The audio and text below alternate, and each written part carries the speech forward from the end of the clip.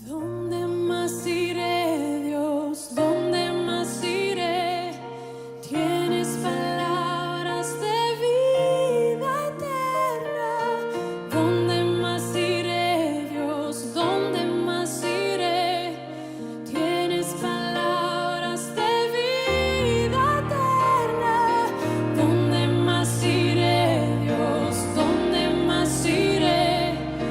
Tienes palabras de vida eterna. ¿Dónde más iré, Dios? ¿Dónde más iré? Tienes palabras de vida eterna.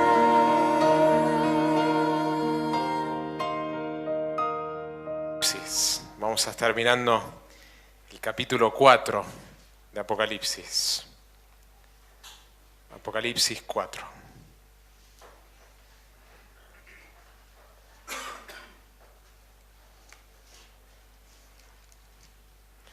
Inclinamos nuestros rostros una vez más y pedimos que Dios nos hable a través de su palabra.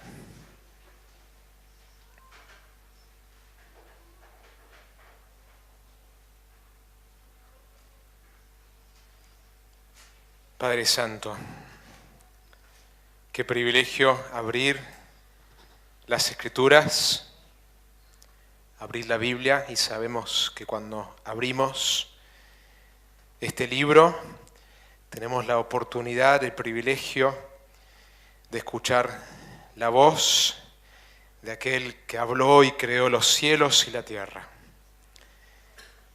Que tenemos la oportunidad de escuchar al Dios vivo a través de la predicación.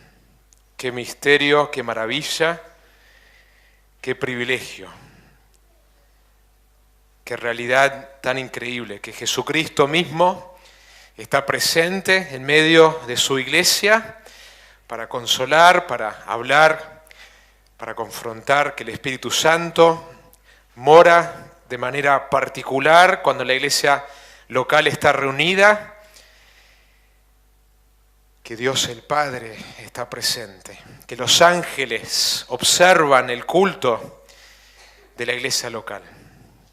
Queremos recordar lo sagrado, lo especial que es este momento de abrir las Escrituras y pedirte que vos hagas tu obra a través de tu palabra. Señor, somos débiles.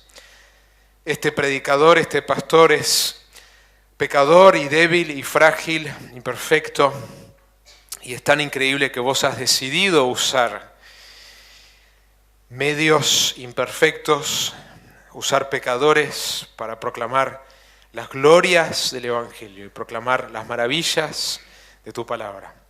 Así que oro, Señor, en dependencia desesperada, para que vos obres a través de la predicación de tu palabra. Me encanta una frase que leí hace poco del predicador John Piper, que pedía que vos tomes su manuscrito miserable y lo utilices para tu gloria. Y es así como frecuentemente nos sentimos delante de tu palabra, delante de tu presencia, en el púlpito, que somos incompetentes, que somos inadecuados para transmitir semejantes verdades eternas.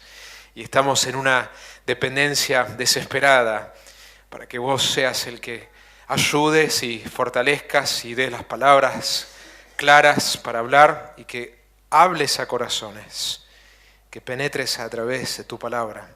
Así que oro por eso ahora, Señor, por tu ayuda y por tu obra en medio nuestro, porque vos obrás a través de la predicación de tu palabra. Esto no es simplemente un momento ritual, sino que es la oportunidad de escuchar la voz del Dios vivo. Y por eso oro que vos hables, Señor, con poder, y nos transformes y nos edifiques y nos cambies a través de tu palabra. En el nombre precioso de Jesucristo. Amén. ¿Puedo pedir unos pañuelos? Los pañuelos. Quisiera comenzar haciéndoles una pregunta. ¿Quién gobierna este mundo? Quiero que lo piensen. ¿Quién gobierna este mundo? Podríamos responder esta pregunta pensando en los gobernantes de cada país y los países de mayor influencia, o los que tienen influencia sobre la economía y las creencias. Por ejemplo, la revista de negocios Forbes publica cada año lo que ellos consideran los hombres más poderosos del mundo. En diciembre del año pasado apareció la lista de los 10 hombres más poderosos, hombres y mujeres, según esta revista. Número 1, por tercera vez consecutiva en la lista, quizás una sorpresa para muchos, el presidente ruso, Vladimir Putin. Forbes justificó su elección afirmando que sigue demostrando que es uno de los pocos hombres en el mundo lo suficiente poderoso para hacer lo que quiera y salirse con la suya. En la lista aparecen otros como la canciller alemana, número 2, Barack Obama, número 3, el Papa Francisco, número 4, el presidente chino, número 5, y después hay otros como Bill Gates y Larry Page, que es el fundador de Google. Hombres que son poderosos en la política, en las creencias y en la economía. Y una revista secular va a decir, estos son los que gobiernan de alguna manera, que tienen influencia, poder, en la política, en la economía, en la religión, en las creencias, en el mundo. Pero ¿cuál es la perspectiva que la Biblia nos da? La introducción que les voy a dar a Apocalipsis 4 es un poquito larga, pero tengo un propósito. Quiero poner el marco de lo que vamos a ver en Apocalipsis 4. Cuando miramos la Biblia y respondemos desde las Escrituras, desde lo que Dios dice, si nos ponemos los anteojos de las Escrituras y miramos el mundo a través de ellas, ¿quién gobierna este mundo?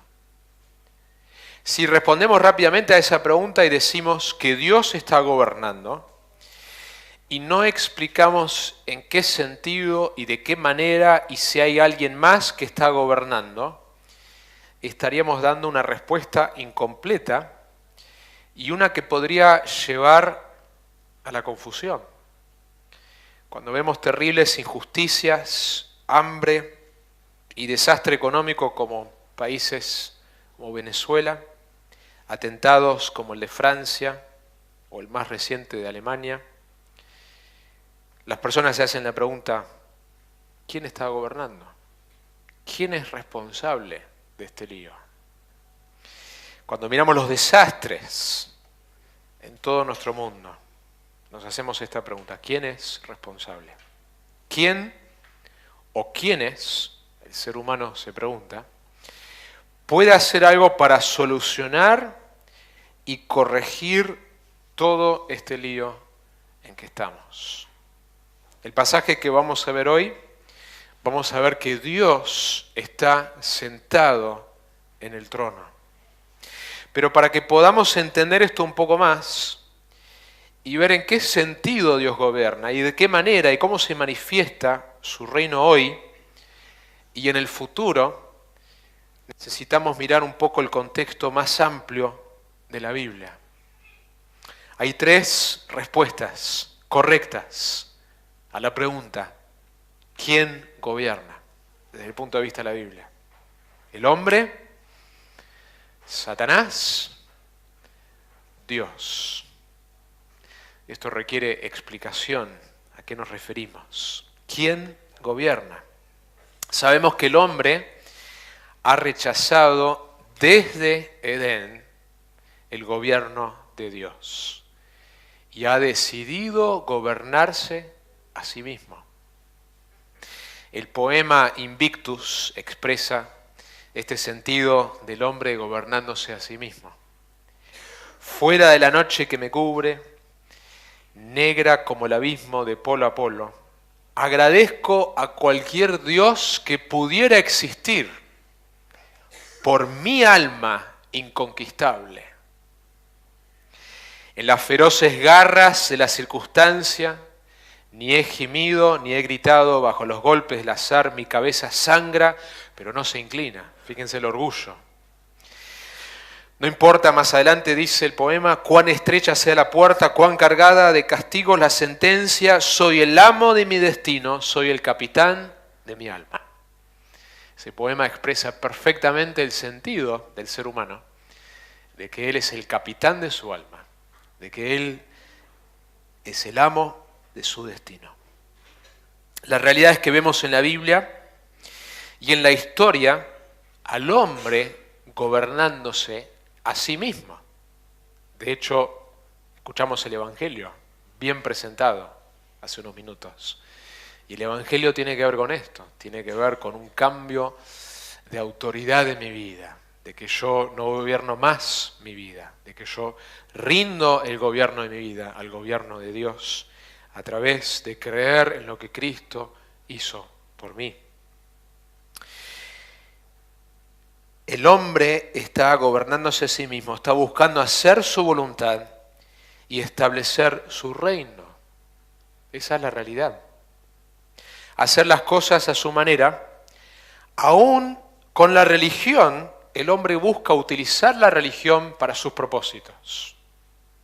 En el libro de Jueces vemos al pueblo de Dios alejarse de su Dios, buscando hacer la suya, y hasta utilizar la religión para sus propósitos. A tal punto que al final del libro de Jueces nos repite en varias ocasiones, en esos días no había rey en Israel, cada uno hacía lo que le parecía bien ante sus propios ojos. ¡Qué descripción! ¿Quién gobierna este mundo? El hombre. Esa es una de las respuestas que la Biblia nos da. El hombre ha decidido gobernarse a sí mismo, tomar las riendas, y así nos ha ido. Pero la Biblia también nos habla de un ser real en el mundo invisible. Porque esté en el mundo invisible no significa que sea menos real. Un ser real en el mundo invisible que gobierna. También habla de su gobierno. A Satanás, la Biblia lo llama en 2 Corintios 4:4, el Dios de este mundo. Y Efesios 2:2, el príncipe de la potestad del aire. En Mateo 4:8 al 9, en la escena donde Jesús es tentado. Otra vez el diablo le llevó a un monte muy alto y le mostró a Jesucristo todos los reinos del mundo. Si fuera hoy, le mostraría las grandes potencias. Países en Europa, Estados Unidos, China. Mostraría las grandes potencias y todo su esplendor, las ciudades, las capitales, toda la gloria.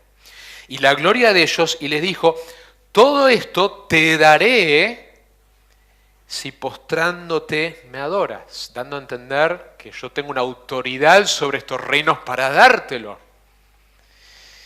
Juan 12:31, ya está aquí el juicio de este mundo, ahora el príncipe de este mundo será echado afuera.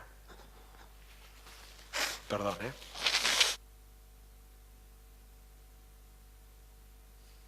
Apocalipsis 12:9 dice, y fue arrojado el gran dragón, la serpiente antigua, que se llama el diablo y Satanás, el cual engaña al mundo entero. No importa cuán inteligente sea la persona, cuánta educación, conocimiento tiene, la Biblia dice que Satanás engaña al mundo entero. Entonces, cuando hacemos la pregunta, ¿quién gobierna este mundo?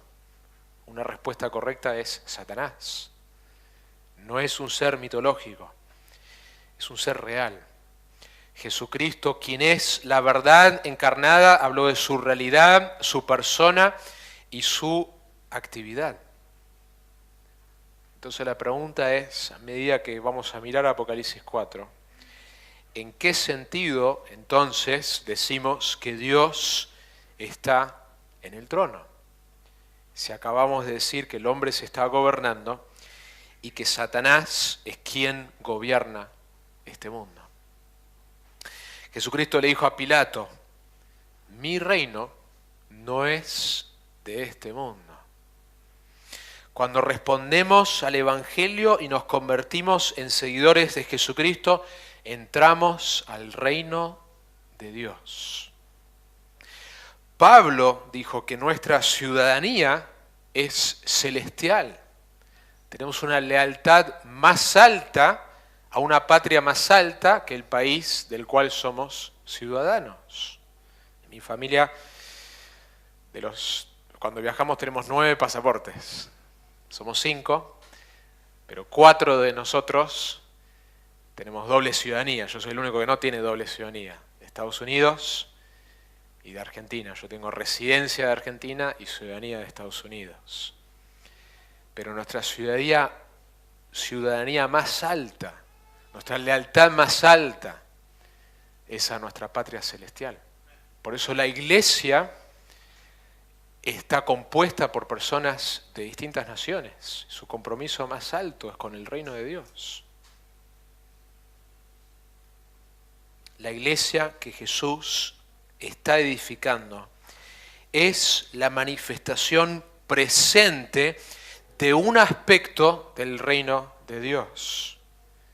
La Biblia enseña que el hombre está en rebeldía y ha decidido gobernarse a sí mismo, y que Satanás está engañando al mundo entero. Si no estoy adentro del reino de Dios, manifiesto en la iglesia local, estoy afuera, engañado por el príncipe de este mundo y pertenezco a ese reino. Pero por encima de todo esto, del hombre que intenta gobernarse de Satanás, que guía este sistema mundial al engaño, a oponerse a los propósitos de Dios, tenemos a Dios soberanamente permitiendo todas las cosas para sus propósitos, para su gloria, reinando sobre todo. Y en ese sentido Dios es el que gobierna por encima de todo. Satanás solo puede hacer aquello que Dios le permite hacer. El hombre solamente puede hacer lo que Dios le permite hacer. Los poderosos en la Biblia, en el Antiguo Testamento, se los muestra como aquellos que están en la mano de Dios. Nabucodonosor, en una ocasión se le dice: mi siervo Nabucodonosor, a pesar de que Nabucodonosor, en el momento que está matando, invadiendo, destruyendo, no se consideraría un siervo de Dios. Pero Dios dice: esta persona cuyos propósitos son malignos en hacer lo que hace, está bajo mi control soberano. Aún el dictador de Corea del Norte está bajo la soberanía de Dios. Dios ha permitido en sus propósitos soberanos que malos gobernantes estén reinando en el mundo. Y al mismo tiempo el hombre se está gobernando a sí mismo y Satanás se opone a los propósitos de Dios y es el príncipe de este mundo. Y por encima de todo esto tenemos el gobierno soberano de Dios. Dios ha permitido que el hombre haga su voluntad y esté en rebeldía y que Satanás haga su actividad hasta que un día pondrá fin, donde Dios va a decir basta a todo esto. Nosotros como cristianos no pertenecemos a este mundo, a este sistema. Va a haber un tiempo en el futuro donde va a ocurrir un traslado de reinos, un traslado de poder, donde Satanás no va a poder tener más la opción de tentar a Jesús con los reinos de este mundo que él controla. Apocalipsis 11:15 lo dice de la siguiente manera: el reino del mundo ha venido a ser el reino de nuestro Señor Jesucristo. Un traslado de los reinos de este mundo que pasan a ser ahora futuro, no es presente, el reino de nuestro Señor. Nosotros somos extranjeros, la Biblia dice, porque estamos en tierra ajena. Somos como embajadores, la Biblia también usa esta frase. No estamos en nuestra patria celestial. Pero un día va a haber un traslado de poderes y Él reinará por los siglos de los siglos. Y en ese mismo pasaje, en Apocalipsis 11, el versículo 17, dice: te damos gracias, oh Señor Dios Todopoderoso, el que eres y el que eras, porque has tomado tu gran poder y has comenzado a reinar. Ese comienzo es en un futuro.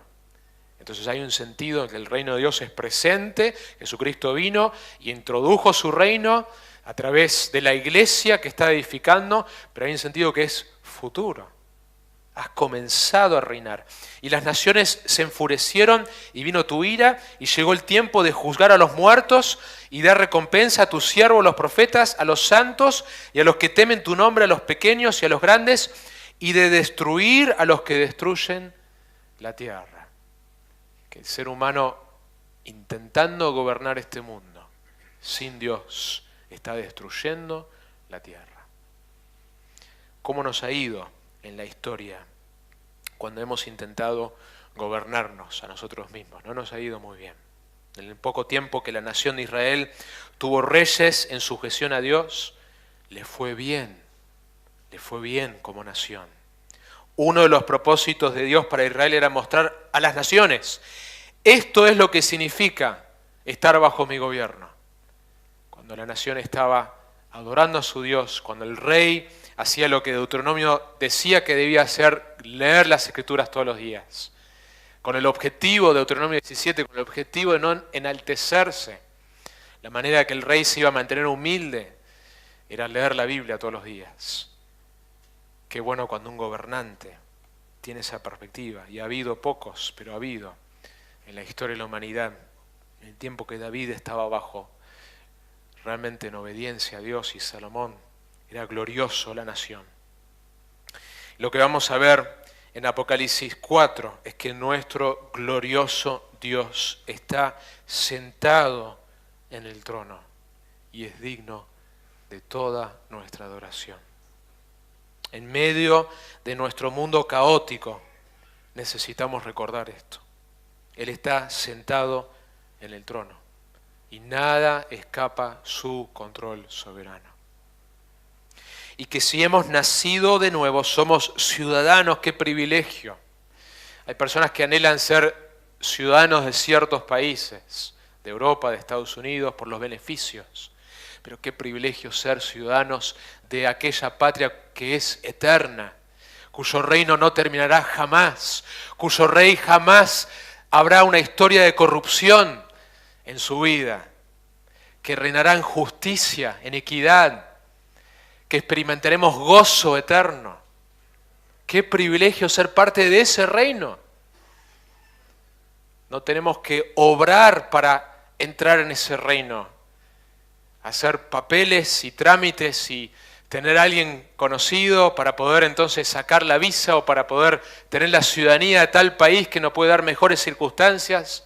Entramos al mejor país de todos a través del Evangelio, a través de la fe en lo que Cristo hizo por nosotros. Qué gran privilegio que el Señor nos ha dado, formar parte de ese reino celestial que ya hoy tiene su manifestación en la iglesia local y toda la belleza de la iglesia local.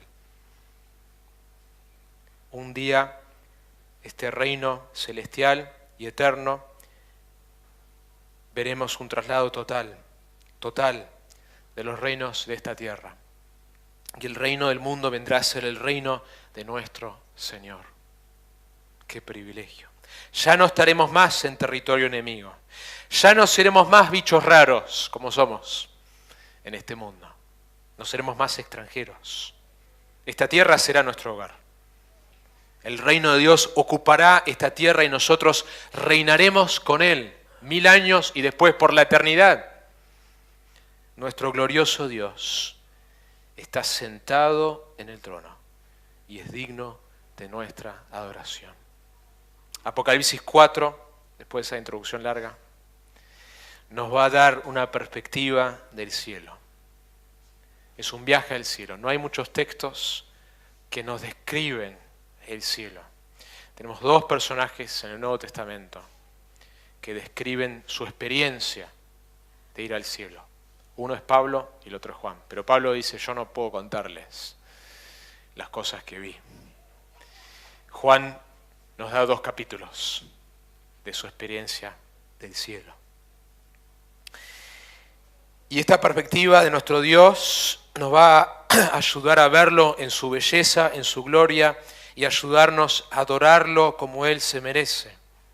Nos va a ayudar a recordar que nuestra ciudadanía es celestial y vivir acá en la tierra como ciudadanos del verdadero Rey. Uno de los propósitos de estar juntos como iglesia los domingos es recordar nuestra identidad, porque salimos a un mundo muy distinto, ¿no es cierto?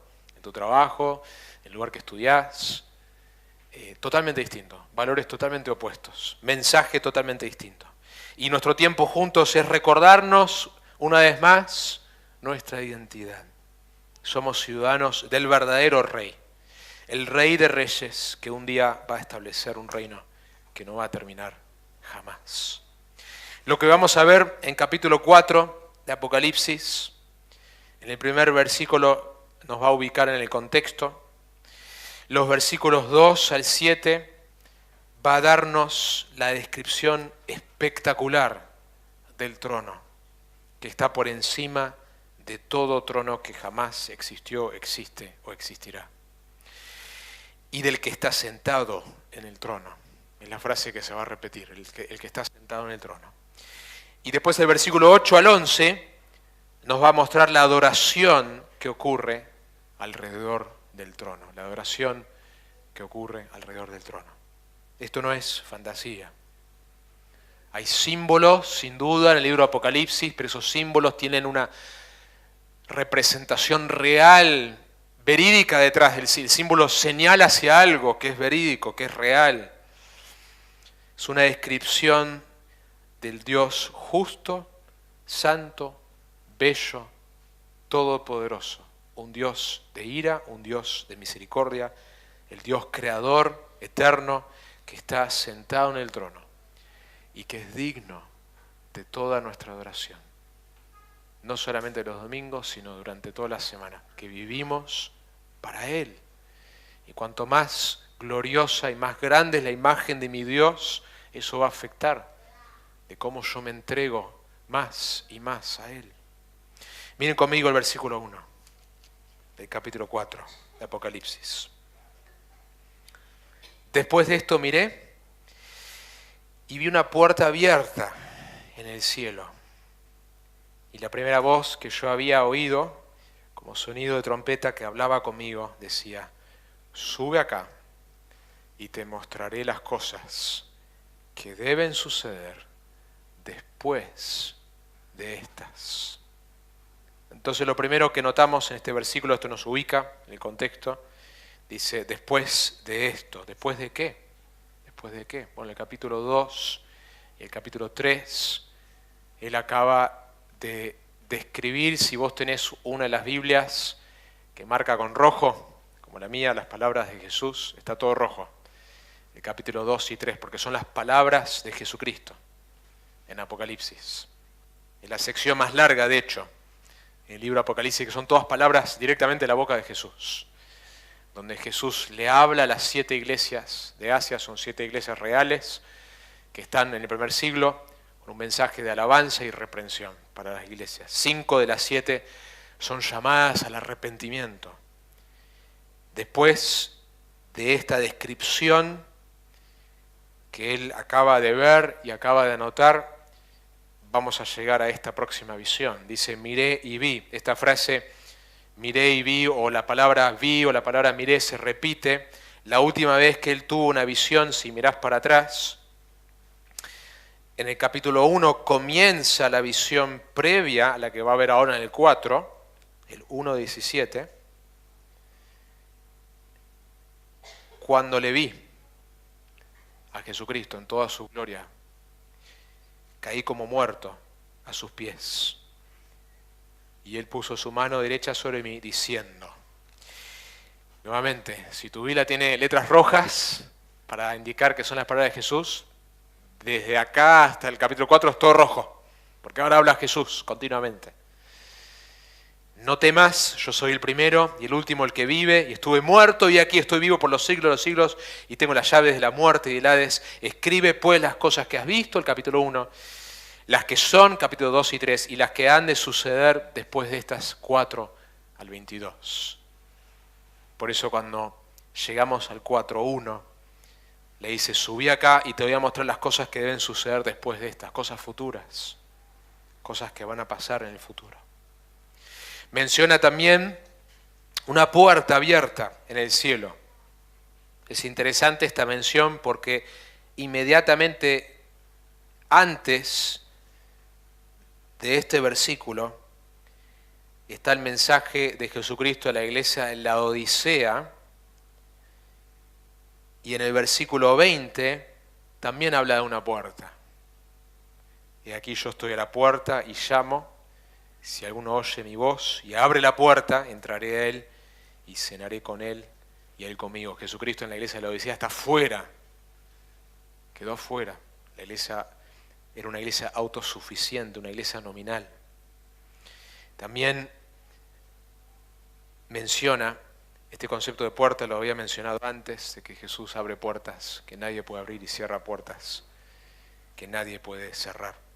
Llegamos al 4 y está este tema de la puerta. Nuevamente, hay una puerta, una entrada al cielo, vas a mirar cosas que ningún ser humano ha visto. O por lo menos no descritas, no sabemos qué fue lo que Pablo vio. Algunos dicen que esto que está acá, 4 y 5, la visión comienza en el 4 y termina en el 5, no es futuro, sino que esto ocurrió inmediatamente después de la resurrección de Cristo. Particularmente creo que está hablando algo que es en el futuro, porque cuando llegamos al 5 y el Cordero empieza a abrir, o primero agarra el rollo que está en la diestra del Padre y empieza a abrir los sellos, los eventos que los sellos describen no se han cumplido en la historia, son eventos futuros. Entonces lo que describe el capítulo 4 es algo en el futuro, pero a la vez también describe la realidad del cielo y la realidad del trono de Dios, que es una realidad presente.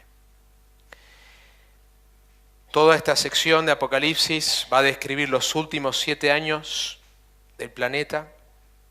Apocalipsis nos va a hablar de cómo termina el mundo, nos va a decir cuál es la solución a nuestros problemas.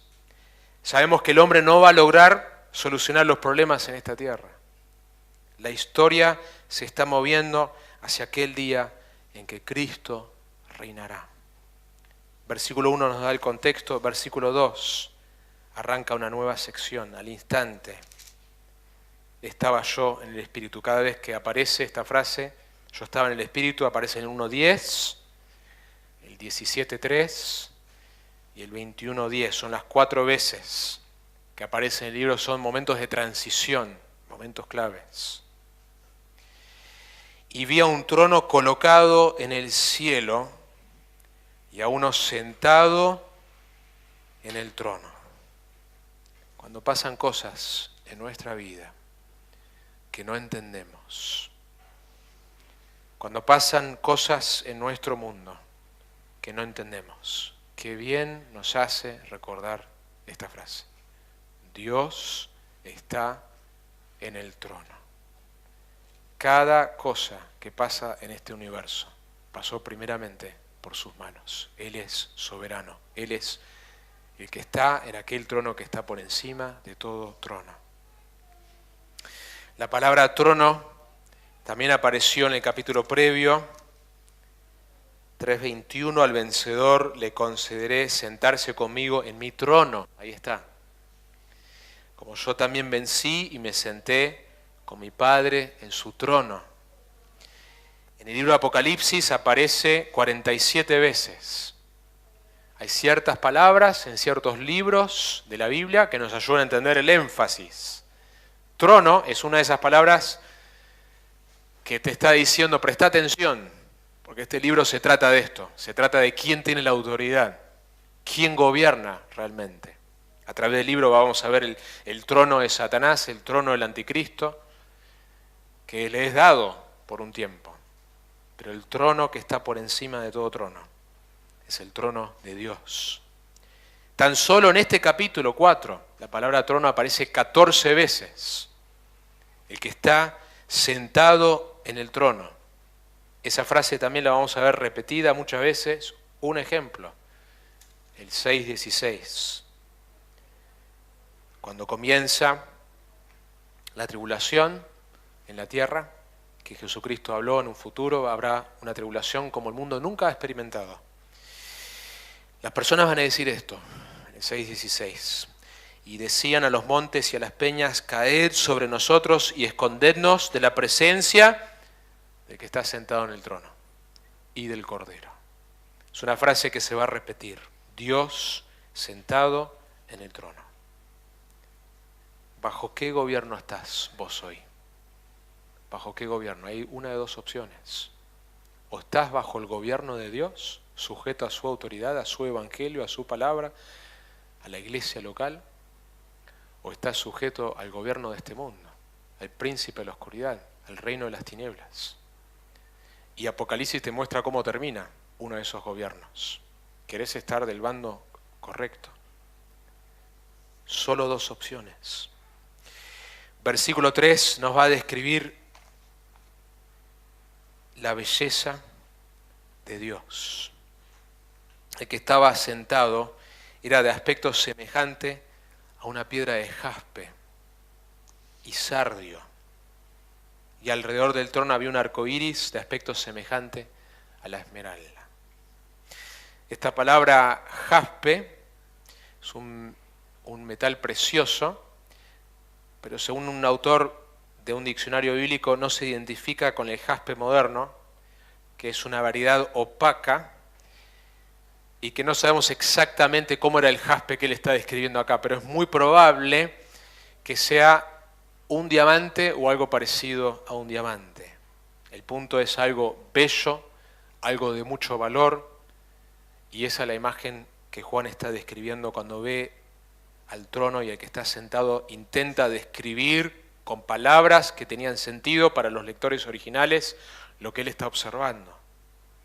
También usa la palabra sardio, que es una piedra preciosa de color rojo, amarillento, muy traslúcida. Menciona un arco iris, pero este arco iris tiene un color de esmeralda, es un color verde, verde, rojo, amarillento, algo parecido al brillo y la belleza de un diamante. Lo que vamos a ver en esta descripción inicial son tres cualidades de Dios que son descritas, resaltadas. Primero, su belleza. Quiero que utilices tu imaginación, un ejercicio mental, 1 minuto. Quiero que te imagines el lugar más bello que vos hayas visto en tu vida. Si no has tenido la oportunidad de viajar mucho, quizás tenés una imagen de alguna película, de un lugar que a vos te gustaría conocer. Para mí es el sur de Argentina. Yo tengo esa imagen cuando pienso en el lugar más lindo en esta tierra, de los lugares que he podido conocer, es el sur. Toda la zona de los lagos, la zona de Bariloche, precioso. Quiero que pienses en esa imagen de belleza. ¿Quién es el creador de esa belleza? El creador de esa belleza dio origen a esa belleza y es infinitamente más bello que eso que nosotros podemos contemplar. Él es el más bello y más hermoso de lo que nosotros podemos imaginarnos. Juan intenta describir algo de la belleza que él ve que proviene del trono de Dios. Cuando la tentación al pecado te promete deleite. La Biblia habla de los deleites temporales del pecado. Una de las estrategias que podemos utilizar para vencer nuestra tentación, sea una tentación de explotar en ira, porque se siente bien hacerlo, de mirar algo que no debería mirar, de hacer algo que no debería hacer, pensar algo que no debería pensar, hablale a tu corazón y decile, hay algo infinitamente más bello que esta copia, esta imitación trucha de la belleza, del deleite, de un placer temporal que va a traer destrucción. Hay algo infinitamente más bello que es la belleza de mi Dios. Y yo puedo experimentar esa belleza y ese deleite y ese placer a través del Evangelio, a través de estar en comunión con Él. Y mi pecado es lo que lo corrompe y lo que me separa de esa belleza. Hablale a tu corazón, recordarle a tu corazón lo glorioso y lo bello y lo hermoso que es tu Dios. Nuestro glorioso Dios es bello, hermoso, está sentado en el trono y es digno de nuestra adoración. Hay otra cualidad más que vemos en esta descripción que Juan nos da, y es la cualidad de su ira y su justicia, el color rojo. Es una imagen que frecuentemente está asociada con la justicia. Y por lo que vamos a ver en el versículo 5, del trono salían relámpagos, voces y truenos. Imagínate esos truenos que parecen que están al lado, con un ruido espectacular, con un ruido que deja a los niños llorando y que te deja a vos con un poquito de miedo. Esta es la imagen. Y es una imagen que cuando aparece en Apocalipsis los relámpagos, las voces y los truenos, una imagen de justicia, de juicio, que está por suceder en la tierra. El 6:15 al 17 va a describir que los hombres dicen, llegó el día de la ira del que está sentado en el trono y del Cordero. ¿Quién podrá sostenerse? Llegó el día. Pero también vemos su belleza, su ira y justicia, también vemos su misericordia. Porque el arco iris que aparece, la palabra arco iris, el concepto del arco iris, está asociado con algo que pasó en Génesis, que está asociado con la promesa misericordiosa de Dios, de no volver a destruir de esa manera a la tierra. Nosotros hoy en el Nuevo Testamento, en la era de la Iglesia, en la era de la gracia, Hebreos 4:12, nos dice que nos acerquemos al trono, pero es un trono de la gracia. Qué privilegio que podamos acercarnos con confianza a ese trono para recibir misericordia y ayuda en tiempo de necesidad. Porque cuando vemos esta imagen espectacular nos daría un temor terrible acercarnos a ese trono. Pero en este tiempo nos dice que podemos acercarnos con plena certidumbre al trono de gracia por Jesucristo para recibir ayuda en tiempo de necesidad. Hebreos 4, veo la pantalla, Hebreos 4:16 es el texto. En el versículo 4 nos va a describir distintos seres que están alrededor de este trono. Y alrededor del trono había 24 tronos, y sentados en los tronos 24 ancianos vestidos de ropas blancas, con coronas de oro en la cabeza. Hay mucho en el libro de Apocalipsis que no podemos ser demasiado dogmáticos en interpretar.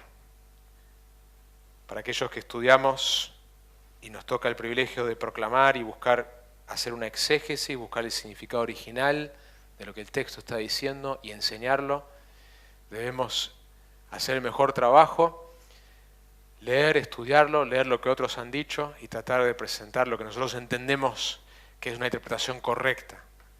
Pero hay lugares que a veces es bueno decir no estoy seguro y que no son esenciales al punto del pasaje. Mi inclinación de los 24 ancianos, porque está debatido quiénes son, es que no es la iglesia. Siempre pensé que era la iglesia. Por varias razones. Porque menciona que son 24 y más adelante en el capítulo 5, cuando hace una comparación de los ángeles, describe los ángeles que no se pueden contar, con estos 24 ancianos que sí se pueden contar. Es decir, que son 24, no es la iglesia un número sin contar. También vemos que en la literatura apocalíptica, frecuentemente, los que dan una interpretación de algo, los que explican algo, son seres angelicales. Y vamos a ver a través del libro que uno de los ancianos da una explicación a Juan de lo que está sucediendo. Entonces lo más probable es que son una categoría de seres angelicales. El autor español Carballosa lo dice de esta siguiente manera: su responsabilidad es el ejercicio de supervisión en el ámbito celestial bajo la autoridad del Señor Dios Todopoderoso. Están sentados en tronos como demostración de su posición.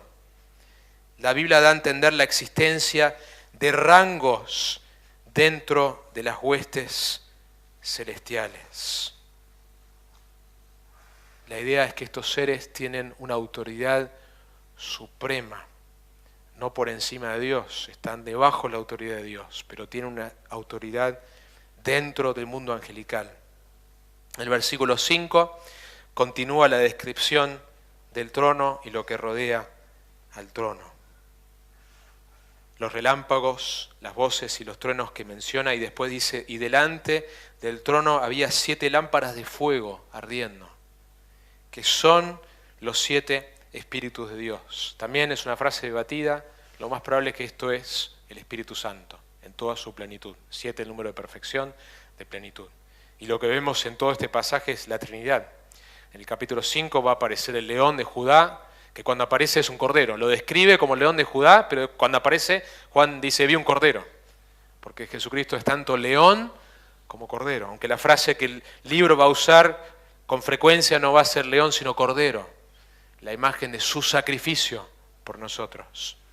Pero tenemos el Espíritu de Dios, las lámparas de fuego. El fuego está asociado también con el juicio de Dios, nuestro Dios trino, reinando en lo alto, a punto de ejercer juicio sobre esta tierra.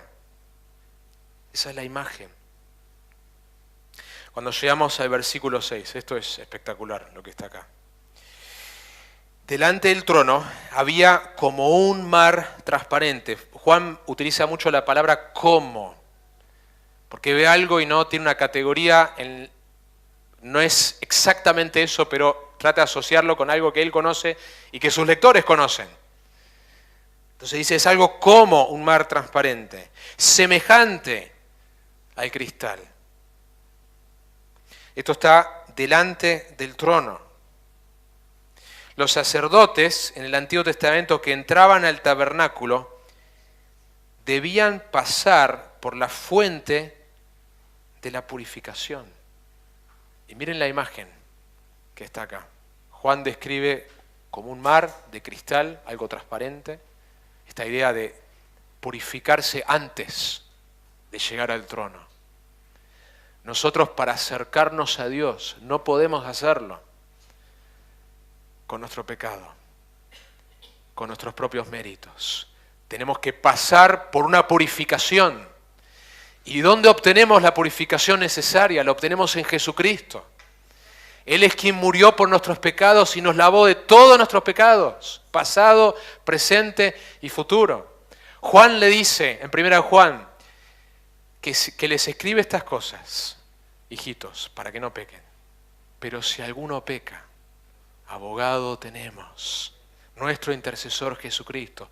Es a través de Él que podemos acercarnos a Dios en toda su santidad. 1 Juan 1:9, si confesamos nuestros pecados, Él es fiel y justo para perdonar nuestros pecados y limpiarnos de toda maldad.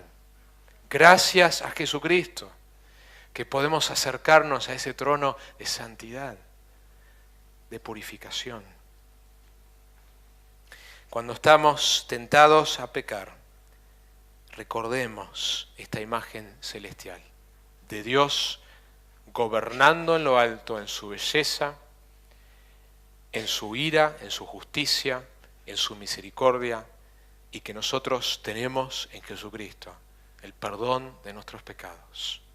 No para que continuemos pecando, sino que esa gracia nos enseña a decir no a nuestro pecado. Vivimos para Él, vamos a estar con Él un día. Aparecen otros seres más en el versículo 6, 4 seres vivientes llenos de ojos por delante y por detrás. Nuevamente, muchos intentos de interpretar qué es esto exactamente, quiénes son. Mi interpretación es que es lo que el texto dice. Son 4 seres con este aspecto, como unos seres angelicales que están en la presencia de Dios, ni más ni menos de lo que el texto nos dice. Que ciertamente hay referencias en la descripción de los ojos por delante y por detrás, que ven todo. El primer ser viviente era semejante a un león y todo lo que un león representa. El segundo ser era semejante a un becerro. El tercero tenía el rostro como un hombre, la inteligencia. El cuarto ser era semejante a un águila, la supremacía. Podemos ver significados detrás de esos animales y el ser humano, pero el punto es que son 4 seres vivientes, son parte de la creación de Dios, que están en la presencia de Dios. En Isaías vemos serafines que tienen que taparse los ojos delante de la santidad de Dios. Y estos seres en el versículo 8 van a adorar al que está sentado en el trono.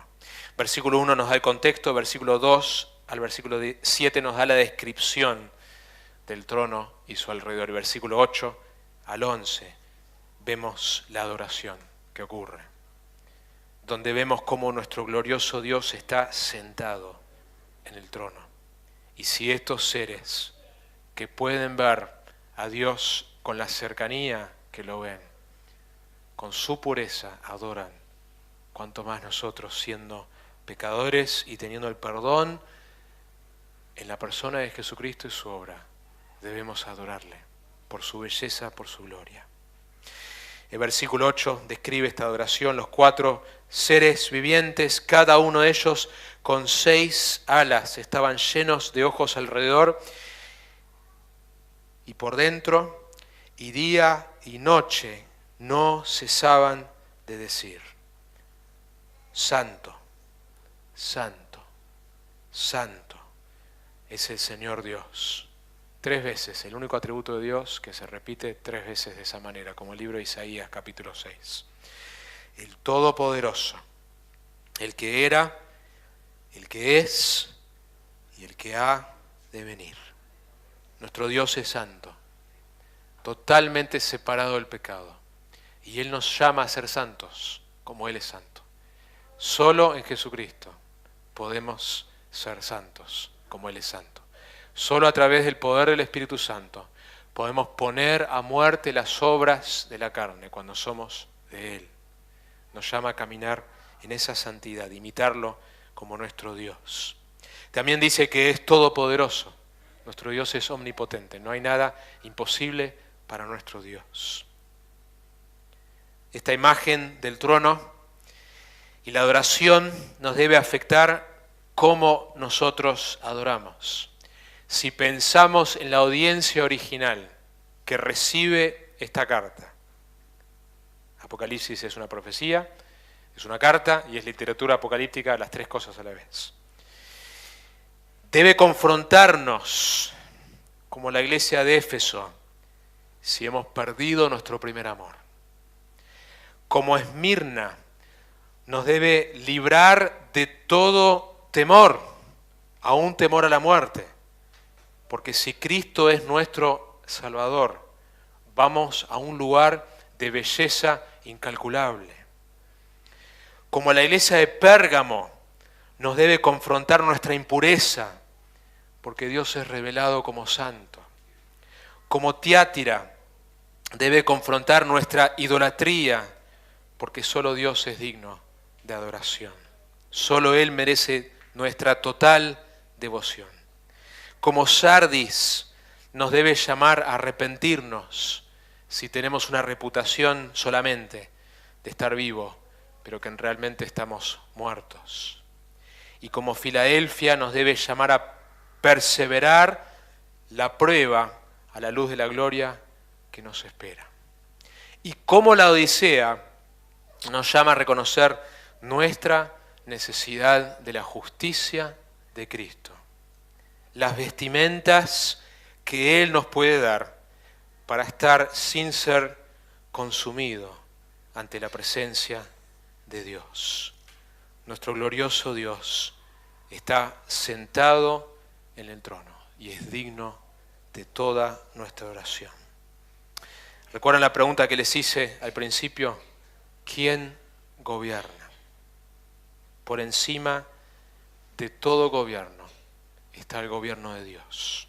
Dios ve la rebeldía de la humanidad, no la ignora, es paciente. Está edificando su iglesia, salvando a muchos de todos los pueblos. ¿Quién gobierna? Dios ha dejado por un tiempo, bajo su soberanía, que el hombre se gobierne a sí mismo. Romanos 1 describe esto como la manifestación presente de la ira de Dios, que Satanás sea por un tiempo el Dios de este siglo. Pero en medio de toda esta rebeldía, Él está en su trono. Y llegará un día que juzgará a la humanidad. ¿Quién gobierna? El mundo tiene su lista de los que ve como los más poderosos. La Biblia presenta otra imagen. Dios está en el trono. Ni los más poderosos de la tierra se asemejan en lo más mínimo a su poder. En el capítulo 6 va a describir los reyes, los ricos, los poderosos, que se esconden y piden a las montañas que caigan sobre ellos frente a la ira de Dios. ¿Quién podrá sostenerse? Nuestro Dios está en su trono, sentado.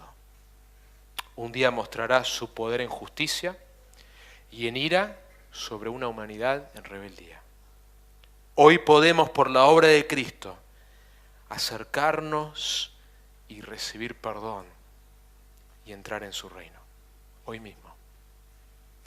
El Dios omnipotente, justo, santo, bello, todopoderoso, misericordioso, creador, está sentado en el trono y es digno de toda nuestra adoración.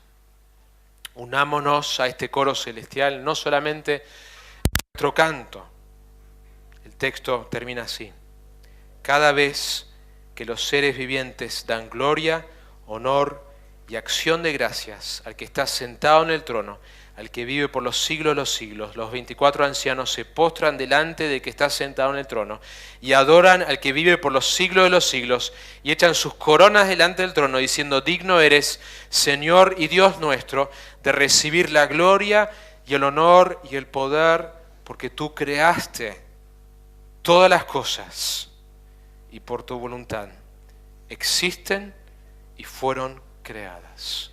Nuestro Dios es digno de ser adorado.